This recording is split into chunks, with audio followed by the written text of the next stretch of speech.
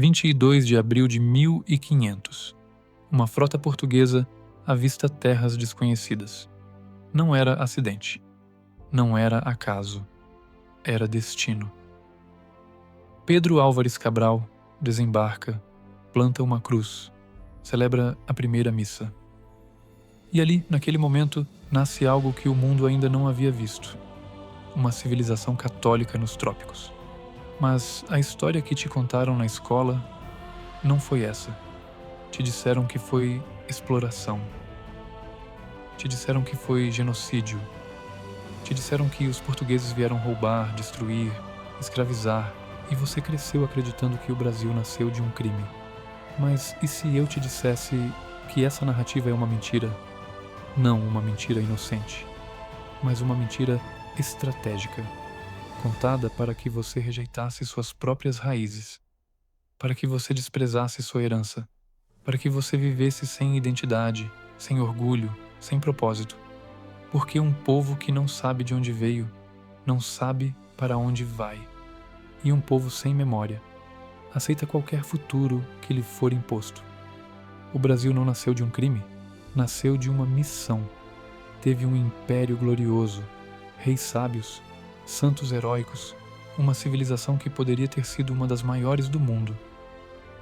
Mas algo aconteceu. Algo que destruiu tudo. E hoje, vivemos nos escombros daquilo que fomos. Essa é a verdadeira história do Brasil. Não a que te ensinaram, mas a que seus bisavós conheciam. A história de um descobrimento que trouxe fé, lei e civilização.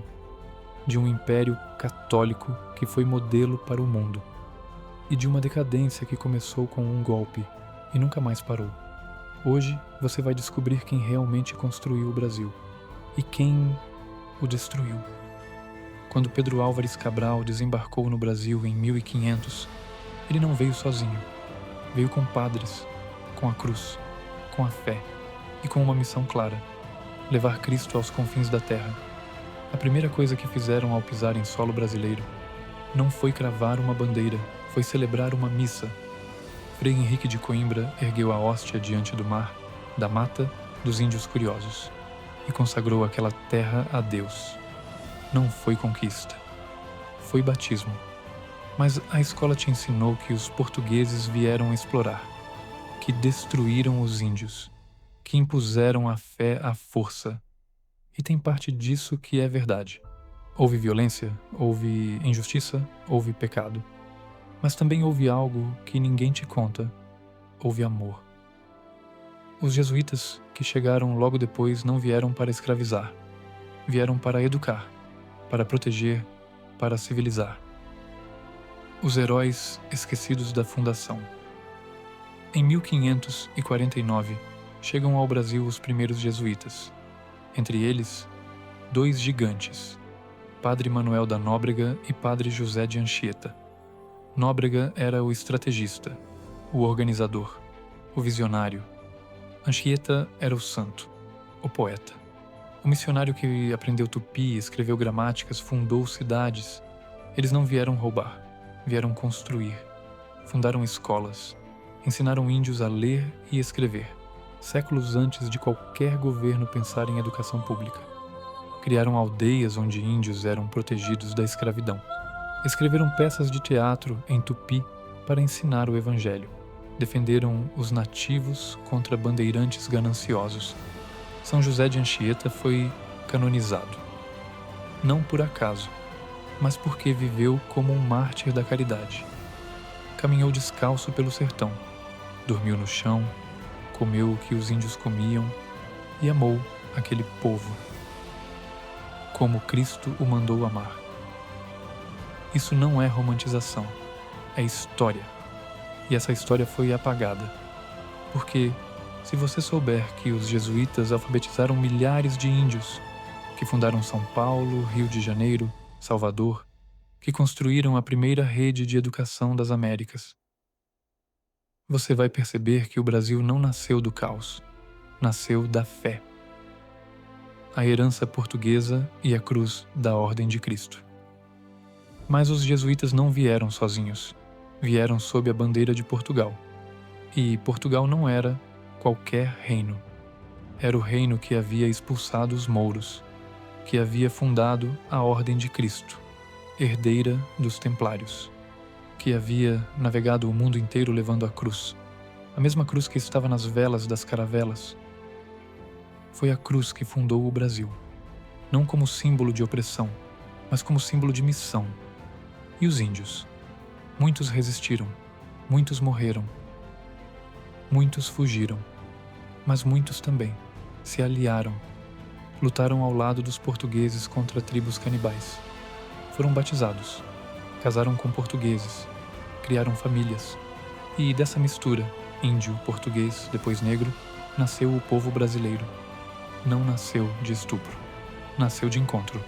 Claro que houve violência, claro que houve injustiça, mas reduzir 500 anos de história a isso é desonestidade intelectual, é apagar os santos, os heróis, os missionários, é cuspir na memória de quem realmente construiu o Brasil.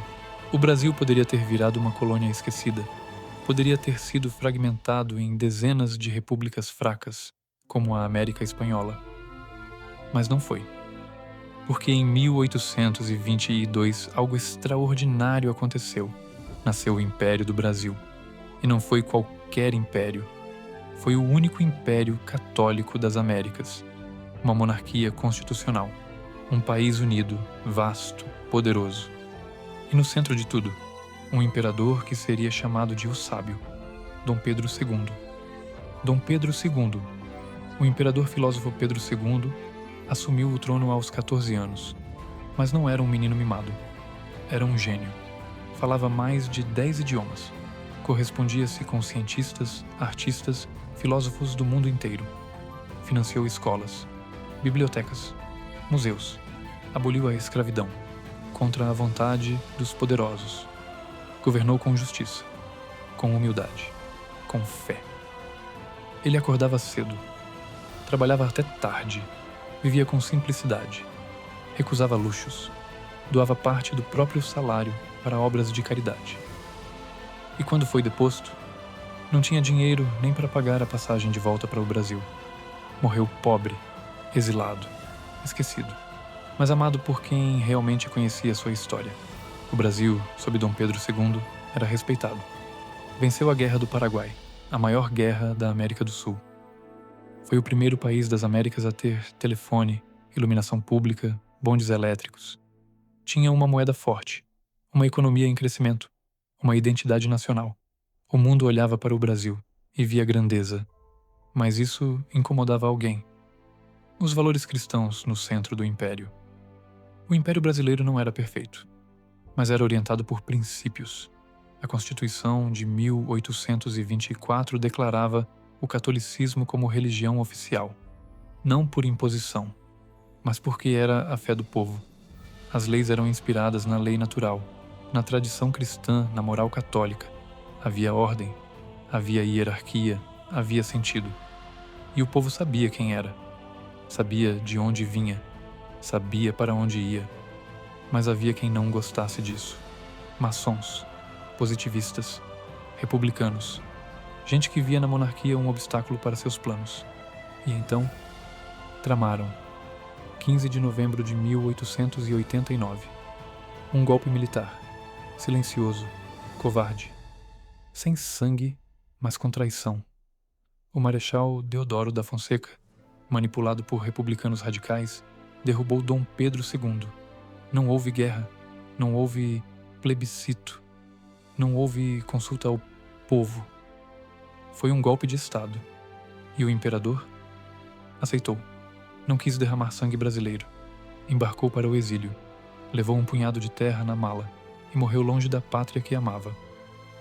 A princesa Isabel, que havia libertado os escravos, que era amada pelo povo, foi impedida de assumir o trono. Não por incapacidade, mas porque os republicanos não queriam uma mulher católica no poder.